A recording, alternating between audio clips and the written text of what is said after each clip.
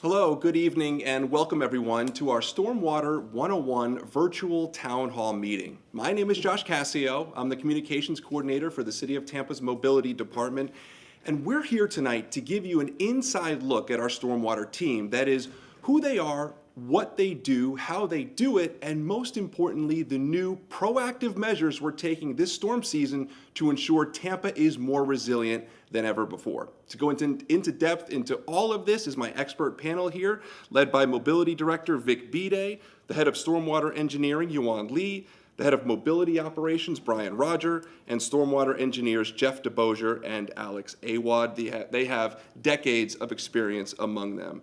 Now, to the folks joining us tonight, many of you have submitted questions, each of which will be answered by our expert panel here. We're going to get to as many as we possibly can. If for some reason one of your questions doesn't get answered tonight, we will work to respond to you as quickly as possible. The bottom line is we are here for you tonight. We want this to be educational, informative, and of course transparent as we head into storm season, because we know it's top of mind for everyone, us as well, and we want you to have the most up-to-date and accurate information. So with that said, let's begin our presentation and get a look into the stormwater team. And we're going to start at the very bottom here, the basic level. Our stormwater team is part of the city's mobility department, led by Vic Bede here, under the guidance of Administrator Gene Duncan and of course our great Mayor Jane Castor. The stormwater team itself is divided into the operations side. These are the boots on the ground, so to speak, and the engineering side. These are the folks who design new structures and draw up plans to resolve existing flooding issues. And as you see on your screen there, all together, our role is to plan, design, build, and maintain the city's stormwater system. Now, critical point here that I really want to make, we do not prevent all flooding. I'm going to say that again. We do not prevent all flooding. We can never fully stop flooding, nor can we outbuild a hurricane, especially something like Milton last year. But we can relieve flooding, especially from your typical summer storms. In other words, we can improve the situation. Tampa will never not flood, but it's our job to do all we can to maximize our system's functions and make the most impactful improvements possible using the limited resources that we have. That is a very important point.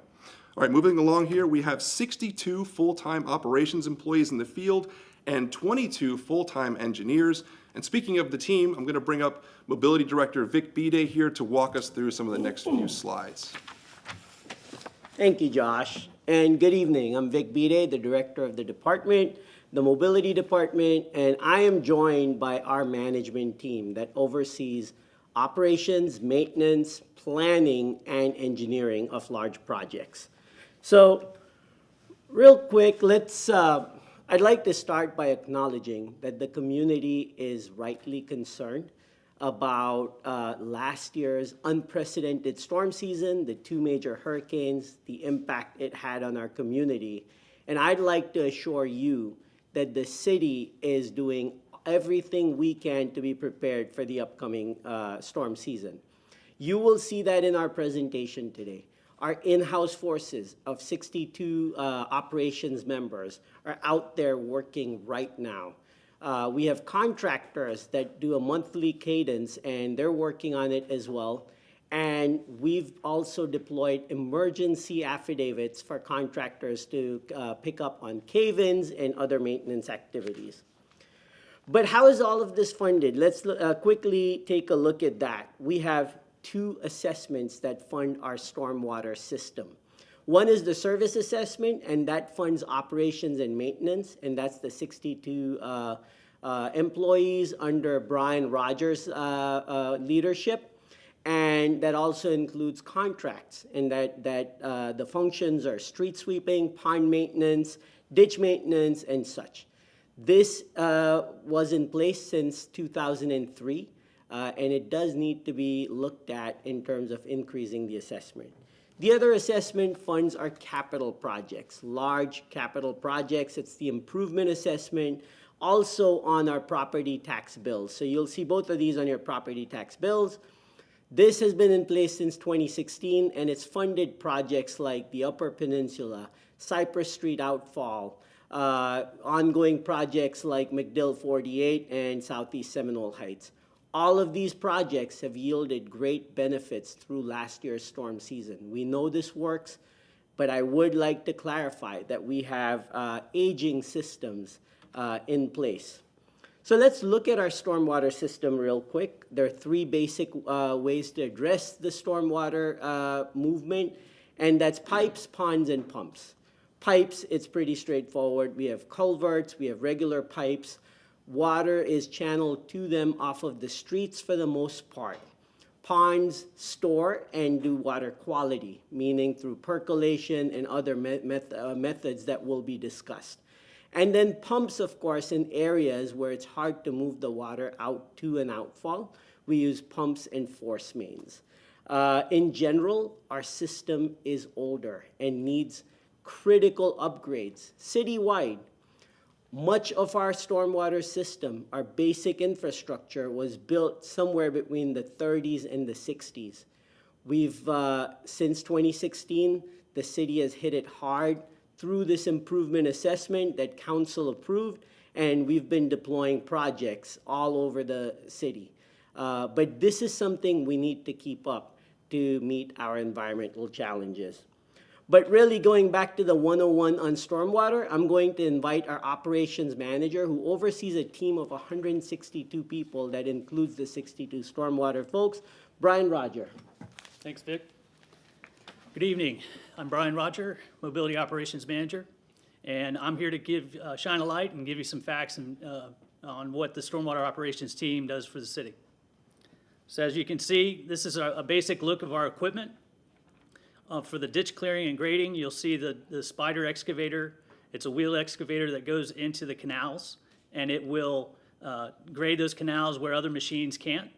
We also have the backhoe on the right, and then the grade all on the lower picture. For pipes, structures, and outfalls, we use the vacuum truck. We have 5 of those that we deploy regularly, and a TV truck where we can investigate and videotape the inside of pipes to find the issues. And on the right, you have street sweeping. So our mini sweeper hits the bike lanes and the narrow spots where our larger sweepers on the bottom can't reach. We also have excavators that deal with the ponds, demucking the ponds, reestablishing the bottoms, and then sometimes creating new ponds. We also have an emergency management function, which is during an activation, we'll employ all of our vehicles that are available to push routes and clear roads. So some information on our basic stormwater system, the infrastructure itself. So all that equipment is used to maintain over almost 600 miles of pipes, box culverts, and pressure pipes, over 180 miles of ditches and canals, 886 outfalls, 148 retention ponds, inlets and manholes over 28,000, and we sweep 1,900 curb miles every 55 to 60 days. So all that activity is caused by calls for service. So just to give you a snapshot from 2024, we had almost 3,700 calls for service in stormwater operations. So the culprits, the usual culprits are cave-ins, flooding, and poor drainage. So we just wanted to give you a snapshot of our productivity for the first quarter of this year. So for pipes, we were able to maintain over 160,000 feet of pipe and removed 506 tons of debris. Our ditches, we maintained 12,832 feet, removing 1,255 tons of debris. Each 83 miles of our ditches are mowed by the city every month. Ponds, we mowed 126 ponds. Those are also monthly, removing 10.5 tons of debris. And we do herbicide treatments, so we treated 116 different ponds. We maintained 242 outfalls. We swept 922 curb miles and picked up 230 tons of debris while sweeping. And of course, we maintain our pump stations every month. So coming up for work, where we're going to be located and working, is Terrace Park Civic Association, Drew Park, Palmacia West, Lowry Park Central, Midtown, Armenia Gardens, Wellswood Civic Association, McFarland Park, and University Square. We will also be working our pump stations to their outfalls, cleaning those, and also doing our monthly pump station inspections. So getting to what we came here to talk about is improving our readiness. So with our generators, we're installing temporary generators at the pump stations. And right now, we're retrofitting these pump stations to be able to accept those generators. That, as I'm told, is going to be done by May 1st. And then during the month of May, we will be testing those generators with the hookups and to be ready by June 1. We're acquiring permanent backup generators and additional equipment, which will be installed within 2 years. And $11 million in funding is already in place for that. We're also going to be transferring power to the generators proactively and manually before the storm gets to us. So as we activate, we will send a pump station team, which I'm about to talk about, to activate these generators so they're running on generator power. And then we will all continuously monitor that for fueling. With the rapid response team, we're establishing a pump station response team tasked with arriving immediately after a storm to ensure all pumps functioning, refueled, and continuous operation.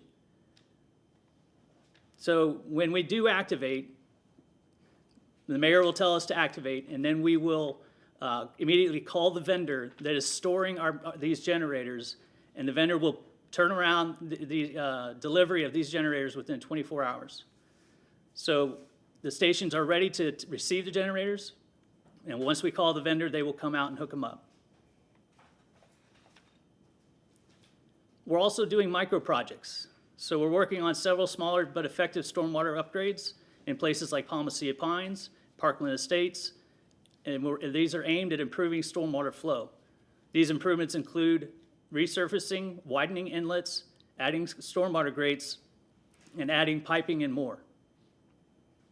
So with that, I'll hand it over to ongoing flood reliefs, Yuan Lee.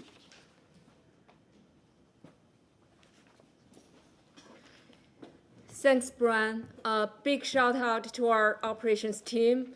They have been working 6 days a week since March to get the city prepared for the rain season. So with a well-maintained stormwater system, some parts of Tampa still experience flooding, primarily due to inadequate drainage capacity or difficulty to drain. Since 2016, the city has completed several capital improvement projects, which provided much needed flood relief for the neighborhood. And this slide listed a couple of those, plus a number of ongoing projects. And I do want to highlight that Southeast Seminole Heights and the Lower Peninsula project are being wrapped up very soon. So we anticipate much improved condition in the surrounding neighborhood.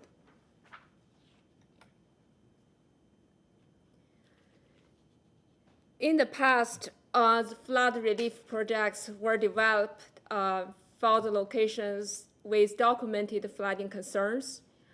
To better understand flood risks, a citywide watershed master planning effort is currently underway to get a better feeling about the flood risks and identify future improvement projects that we can potentially implement to further improve the level of service in the flood protection.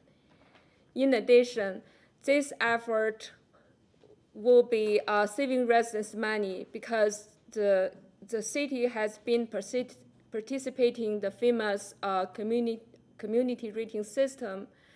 The current discount the residents are getting is 25%. With this effort completion, the citizens can get additional 10% of discount in their flood insurance.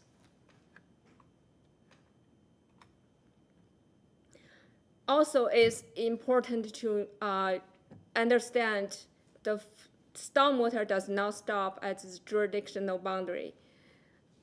Good examples are in North Tampa area.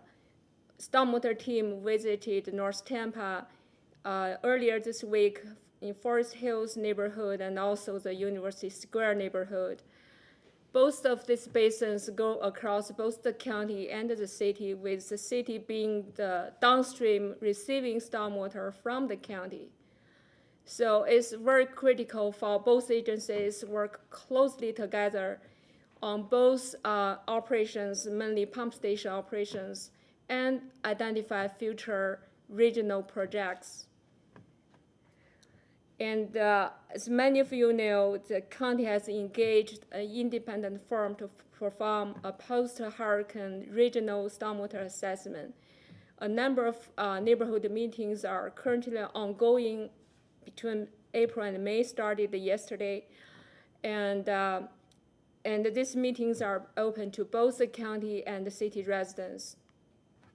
And in addition, the mobility leadership are meeting with county public works leadership on quarterly basis to coordinate this regional effort. All the efforts of stormwater team are fully transparent. The best way to track our progress is stormwater quarterly report, where we include the status of our capital improvement projects, status, and spending, as well as neighborhood drainage improvement projects, plus maintenance activities.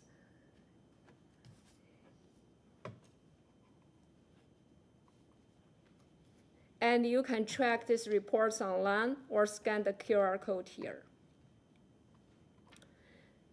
Since March this year, we have added monthly maintenance reports online so that you can track the work locations and activities of our operations team, and you can also track their accomplishment with examples of pre and post photos.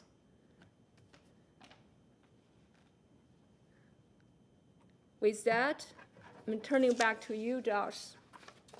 All right, thank you very much, Brian and Yuan. Briefly, I want to mention the upcoming post-disaster redevelopment plan meeting. On your screen, you see it there. It's being held on April 29th from 6 to 8 at the Hannah City Center. The public, of course, encouraged to attend and make your voice heard. So, closing out the presentation, really that's a high-level look at who we are, what we do, and of course how we're preparing for storm season and how we're planning for the future, quite frankly. To learn even more about us, you can head to tampa.gov/mobility and click on the Stormwater tab. That'll take you to the address on your screen, or as Yuan said, you can scan the QR code right there. That'll also take you to Stormwater's page.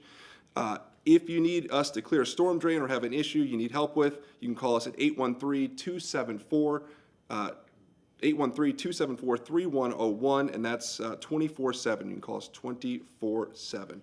So with that laid out, those are the stormwater basics. Let's take some of the questions you submitted. That, of course, is what everyone wants to see. So let's move forward now. These are a few more pictures of our team in the field here. We'll get to our first question. Comes from Bev and the folks in Forest Hills. What is your department doing differently for the upcoming storm/hurricane season for each of the stormwater pump station, that's Lake Eccles, East Ridge, and Curiosity Creek? Will we have backup generators installed on June 1st, 2025 at these 4 pump stations in Forest Hills, East Ridge, Curiosity Creek, Lake Eccles, and Penalty Lake? And will there be a schedule of storm prep for the overflow ponds at North Boulevard and 109th to be pumped down before an approaching hurricane? So to answer your first question, yes, the generators will be available for use on June 1. As I stated earlier, the pump station retrofits should be complete May 1 and ready for testing, and then ready for operations in June. Second question, we will indeed pump down those locations as low as possible before the storm comes, as it's approaching, in order to create more capacity. However, they won't be completely dry.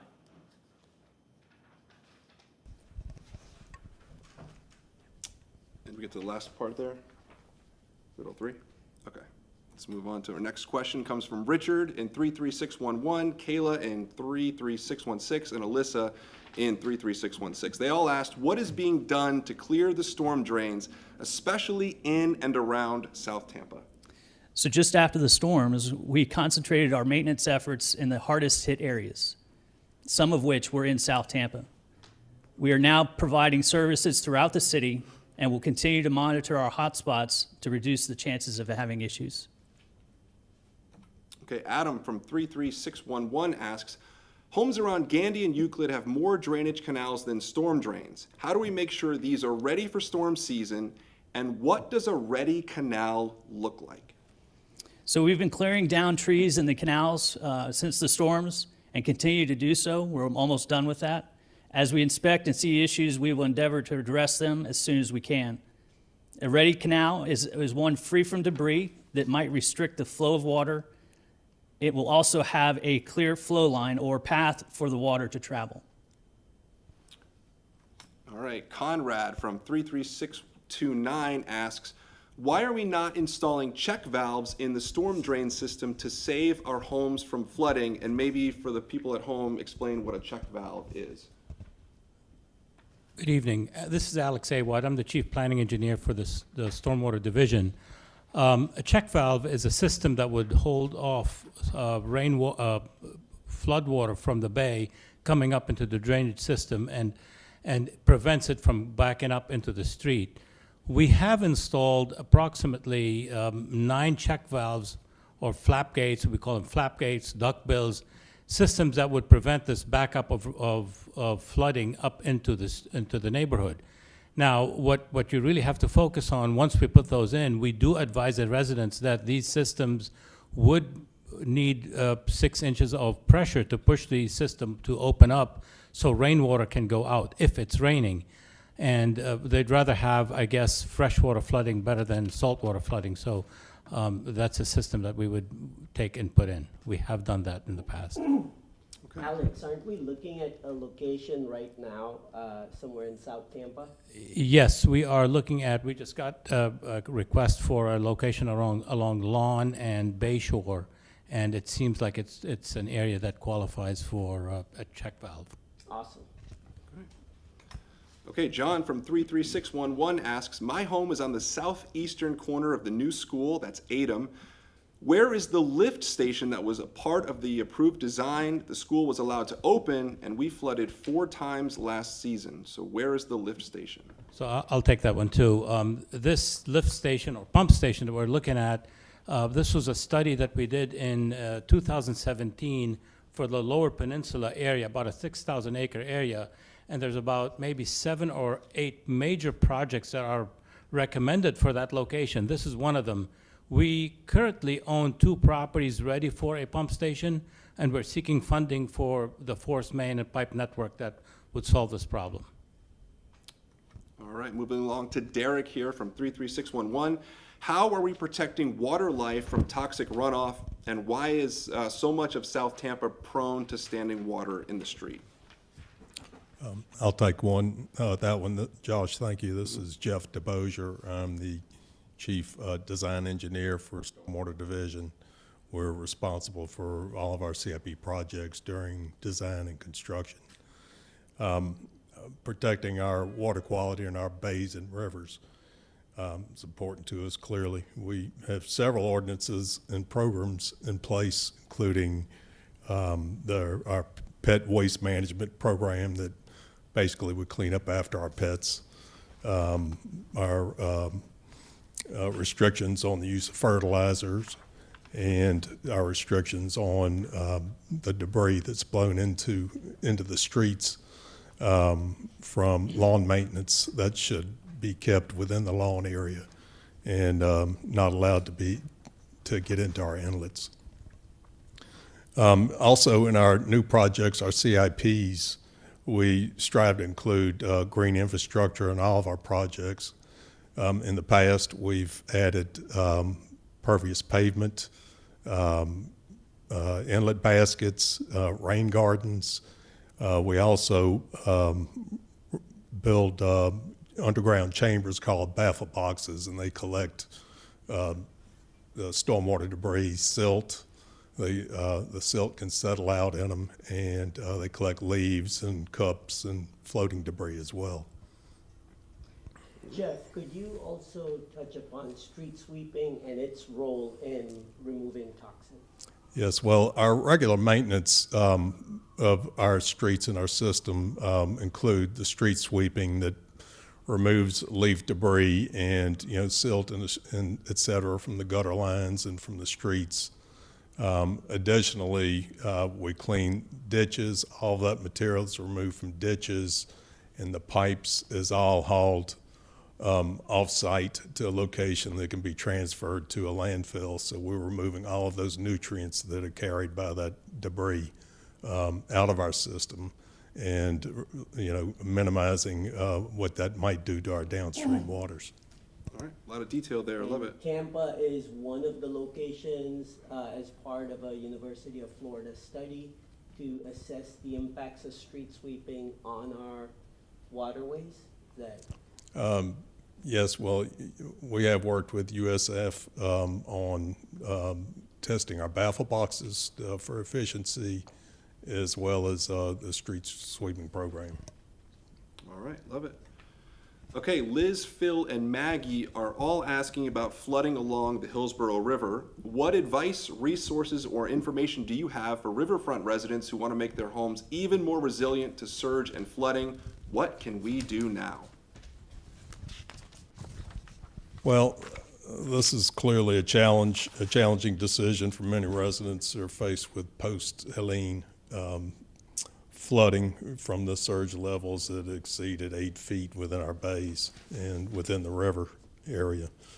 Some residents have had some level of success with waterproofing their homes or maybe with sandbags. We've seen others spend tens of thousands of dollars doing this, only to be displaced again by by Helene this past fall. So our recommendation, since this is going to continue to be issues in the future, surge will also always be an issue along these coastal areas, is to focus whatever resources you may have available to try to get your homes raised or rebuild and get them above that FEMA coastal flood level. I know it's a daunting task, but it's tough decisions to be made, but there's really no easy solution to this storm surge situation in Tampa. Okay, James from 33611, Daniel from 33611, and Michelle from 33606 are asking about lift pumps and Pearl Avenue. I've been told since 2012 that a lift pump was going to be installed at the intersection of Pearl Avenue and Pearl Court. Please advise when this is being addressed, and did you fix the pump for Swan Pond? So these are two different questions. The first one on Pearl Avenue is part of the Lower Peninsula study that we've done in 2017, and this Pearl Avenue is one of the locations that was slated for also look at installing a pump station and a force main. We are looking for funding to do that currently. As far as Swan Pond does not have a pump station. Swan Pond is a gravity-fed system on Swan and Rome, and that system gravity feeds down to Bayshore onto the bay. All right, from 33611, Kelvin asks, given the significant increase in construction and development throughout South Tampa, how is the existing stormwater drainage system designed to accommodate the added impervious surfaces and runoff? Please provide a detailed explanation of the infrastructure in place and any planned improvements. Additionally, to what extent should flooding remain a concern despite these drainage measures? That's quite a question from Kelvin there. Good question. I'll take this one. We appreciate the question. So development activities definitely add stress to our stormwater system and should be regulated very carefully in a coordinated manner across the multiple departments here. For stormwater, our team has been revisiting our technical standard and will most likely recommend more stringent criteria to limit these activities. So second part, flooding should always remain as a concern, especially because we are facing more threats from the more frequent extreme events as well as sea level rise. The citywide watershed master planning mentioned before will evaluate these various scenarios and identify measures that city should be taking on both engineering solutions and the capital improvement projects, as well as non-engineering solutions such as policies. May I add to that, Yuan, real quick? Because this is a really good question, Vic Bide again. I'll start with the last part. How concerned should we be about flooding? I mean, to Josh's point, flooding is, we cannot completely prevent flooding, given our geography in Florida. And so that should be on the community's mind, and we should prepare for it. We are at the city doing the same. And to Yuan's point about the watershed master plan, what it really does is models every single basin, every single square foot within the city of Tampa to tell us and inform what do we need to do in terms of upgrading the system in light of the latest data and the developments that we have seen. This will yield significant benefits. It will also require resources community-wide to address our challenges. But I did want to clarify that. And again, great question. All right, this next one, I know a lot of people have wondered. What is being done to alleviate flooding on Bayshore, and are the pumping stations on Bayshore permanent? Okay, I'll take that one. The area on Bayshore that is affected with major flooding issues is around Rome Avenue to Platt Street. The elevation of the roadway at that location is elevation 3. So it's very unfeasible to raise the seawall, sidewalk, roadway, driveways. So that is a monumental task. I don't know that that is something that can be accomplished. The other question is about the pump station. The pump station, I believe, in question is a sewer pump station, not stormwater. There are no pump stations for stormwater on Bayshore. All right, thank you, Alex. Amy from 33604 asks, our street in the Lowry Park area needs a curb and gutter system connected to drainage ditches to control and prevent the runoff that's happening directly into the Hillsborough River. How does a neighborhood go about requesting information and having a survey done to make that happen? P.S. It's bound to worsen as Tampa Zoo continues its growth and expansion. So I'll take that one too. The area around Lowry Park Zoo, west of Lowry Park Zoo, is kind of on a hilly side. And so there are every kind of drainage system you could think of there. There are ditches, there are curb and gutter, and there are also edge of pavement flow to the drainage system and onto the river. If there's an area, specific location that needs to be addressed with curb and gutter, or you observe flooding, please call 813-274-3101, and we will take a look at it and see what we can do to improve the drainage at that location. Thank you. All right, thank you for that. Ronald with a very detailed question here. Why does the city of Tampa allow fill in the lower Hillsborough River floodplain without equal excavated compensation? This is not a policy that protects from future flooding and is certainly not a resilient policy. So, okay, I'll take that one too. The Hillsborough, there is no moratorium on development in Tampa.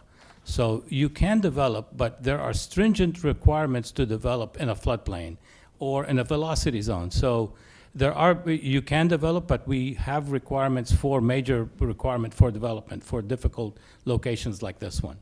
Thank you. May I add to that? And this sort of activities are also subject to federal and state regulations. Mel has several questions here. How is Tampa working to resolve water damage caused by Hurricanes Hilton and Helene? Approximately how many individuals are working on the issue? Does this include government employees? What progress has been made thus far to address the issue? What is the end goal for the resolution of the issue? Have any policies or publications been created to address the issue or prevent an occurrence like this from happening again? Mel, that's a great question. That's why we're here, to share how we're preparing for the storms. But you have several good questions. What is the end goal? Let's start with that and work backwards.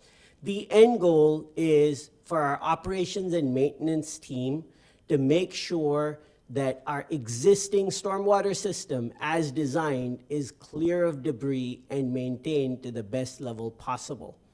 While we do that, we're also going to do micro projects like Brian mentioned in Palmacia Pines, where we may be adding additional inlets or extending pipes and things like that. So we're doing that, and we're doing that with in-house forces. We're doing that with regular contracts that we have, annual contracts to go out to ponds and ditches and things like that. And we've also added additional resources through emergency affidavits. To give you a couple of examples, just last week, Brian and I executed 2 emergency affidavits worth $2.25 million total, $1.25 million, to catch up on the large number of backlog of cave-ins that we've had, stormwater cave-ins throughout the city. Our crews are working on it, but we're going to get external support for it also. And then the other is using specialized equipment and cameras to clear out and jetline a lot of our piping systems, again, to augment our team, but to get even more done. And also use those cameras to do TV inspections. These are little cameras that go through the pipe system and tell us about the condition of the pipes themselves so that we can be sure that they're actually cleared after jet lining is done. So it's all hands on deck for us. We actually have a pump station that is being constructed in Copeland Park, and that will be completed by July. So a little bit into the hurricane season, but definitely well before we typically experience the very larger storms, if you will. How many individuals? 62 individuals on our operations and maintenance team, and we have a stormwater engineering and planning team of about 23. And just to give you an idea, that is about the size, if not larger, of most major consulting firms that have an office in Tampa Bay. So 23 engineers and planners are working on our stormwater system, on our watershed management planning. So I'll leave it at that. Thank you.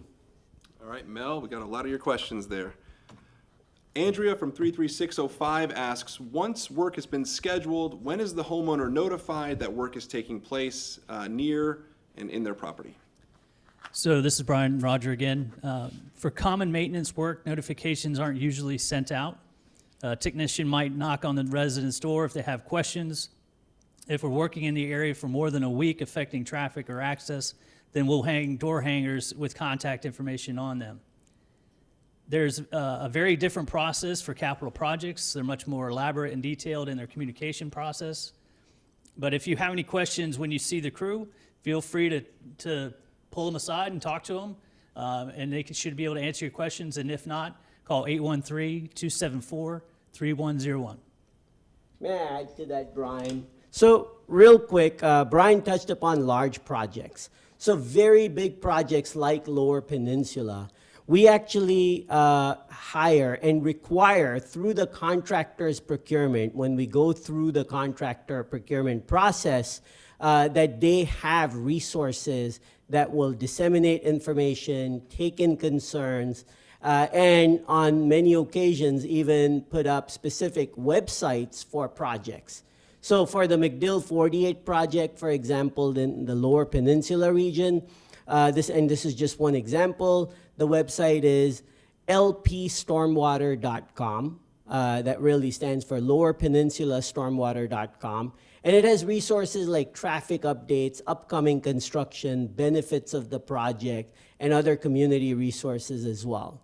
That's done for all large projects. And then for more in-house capital projects that are mid-sized projects, more than operations and maintenance, we have in-house design team, part of the 23 that we mentioned, and they will visit neighborhoods to give them updates on projects in their neighborhoods. One example of that is the Gulfview Stormwater Project, and Saad, our project manager, just attended Gulfview's annual meeting to provide them an update. All right. Danielle from 33611 asks, will the stormwater culverts that run north to south near West Bayview Avenue be cleaned out? They're full of debris from the hurricane, and we flooded from that overflowing onto the street. Well, Danielle, I hope you're pleased to hear this, but last April we did some ditch grading on Clark, Bay Vista, and Bayview, totaling almost 1,100 feet of ditch, removing 167 tons. So right now we have 4 work orders for ditch grading in the area, and we'll look to include this location in one of those work orders. All right. Okay, Lane asks, are there any plans to help Port Tampa City with their stormwater? Half of my neighborhood flooded with the last 2 hurricanes. So I'll take that question. Lane, the area of Port Tampa City is between, I would say, around Inner Bay all the way down to MacDill Avenue, MacDill Air Force Base. That area is low and it has some drainage challenges. And we will look at part of our Lower Peninsula study, what can we do to improve the drainage at that location. Okay. Jean asks, why does Martinique Avenue near the park always flood after every rainstorm? Is the sewer drain broken or collapsed? So Martinique and West Davis is an area that has elevation of roadway that it's around 4.5. You will see when the tide is high during summer rains, you will see tides of 3.1, 3.3. With the rainfall event, you could see some flooding on the intersection where the drains are. We will look at it also internally with our team to look at if there are barnacles in the outfall location and see what we can do to improve the system. But normally, when you have a road that's elevation 4.5, you will notice some flooding on the street.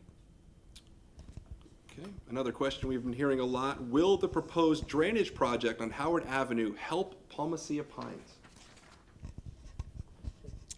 I'll take that one, Josh. Yep. Yes, our intention is to solve everything that we can within Palmacia Pines. We do have limitations on resources, or mainly funding, but our team is hard at work trying to see what they can do for both Parkland Estates and Palmacia Pines. We have work that just is wrapping up there as well. All right, Tania asks, how are we handling the blowing of yard waste down our stormwater drains? That's an important question. Brian, you want to take that? Yeah. Go ahead. We all know that that is illegal. You're not supposed to blow your yard waste out into the road. But with our street sweeping program, we can pick up a lot of debris, hopefully before it does drain into the drainage system. And if code enforcement does witness the event, they can cite the owner of the home.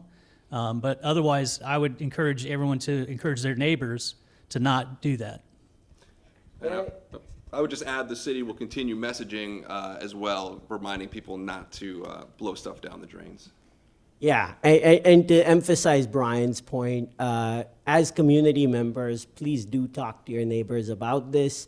Oftentimes, we see yard waste either from community or contractors. So you've got a lot of yard contractors out there doing work during certain times of the year. And we do put out a lot of messaging through our social media and all. So please do share with the community. Thank you. Sure.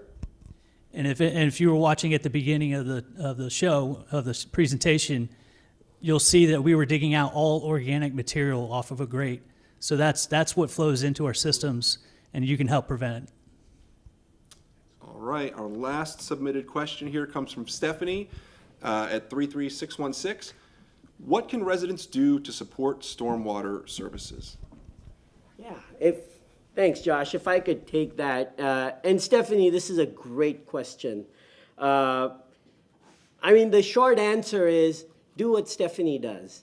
Advocate, educate yourself on what the issues are. Work with the city, with policymakers, with the administration to request more resources. You have heard from our team today that we have studied several of our challenging areas with stormwater needs, and they're lacking resources to get the projects done, be it the pump stations or be it ponds and things like that. So this is a conversation that includes the community, that includes the administration, that includes council, and we have to decide what we want to do to alleviate stormwater challenges within our community. On our end, we're committed to keep doing what we do and up that as needed to address our challenges. Our hope is that this year, this season, isn't as severe as last year, but we're going to be prepared for the worst. I think that was our last question. Yep. I think, so if I may, I just want to highlight a couple of things and repeat a few items. Again, in line with the theme of Stormwater 101. As Josh had mentioned earlier, we do have a post-disaster redevelopment plan meeting coming up. Please do participate, please do tune in, and please do contribute. It's at the Hanna Center from 6 p.m. to 8 p.m. on April 29th. The other thing I want to mention again is that we have a lot of questions online as well. Give us about a week or 10 days. We will answer all of those questions. We will post the answers on our website. That website is going to be tampa.gov/mobility. That's the same landing page where you can find our monthly maintenance reports that Brian and his team put out. What neighborhoods did we work on? What neighborhoods we're going to the next month? And before and after pictures of the work done. And of course, we also have additional information on the Stormwater Division's website, and that is tampa.gov/mobility/stormwater. We've got quarterly reports, we've got project information, all kinds of resources. And that number again to call for stormwater concerns, for questions, for requests for service, it is 813-274-3101. 813-274-3101. We work 24/7. During business hours, 8 a.m. to 5 p.m., it's our city team that works on it. We also have an after-hours call center. Again, your customer experience relative to calling that number is not going to be different. We're also working with our emergency management folks and our communications team to streamline how flooding or any kind of stormwater challenges can be reported during emergencies. So when we activate the Emergency Operations Center, we've learned from the past that, we've had a couple of different numbers that the community is not clear about what to call. We're going to streamline that. We will have one number, more on that soon. But I know that our emergency management folks are working on it with our neighborhood affairs and communications folks as well. And to wrap it up, I just want to highlight again that our team is working diligently. We're going to be ready for these hurricanes. We're going to be prepared for power outages and have generators at all of our pump stations available to do their job. And with that, on behalf of my team and the entire mobility department, a big thank you to you for being part of this, for being engaged, for submitting questions. Please continue to do that. Let there be a continuous dialogue between the community and us. Special shout out to Josh. Incredible work in putting all of this together, and our communications team as well. And with that, have a good evening. Josh? Yeah, I think I just want to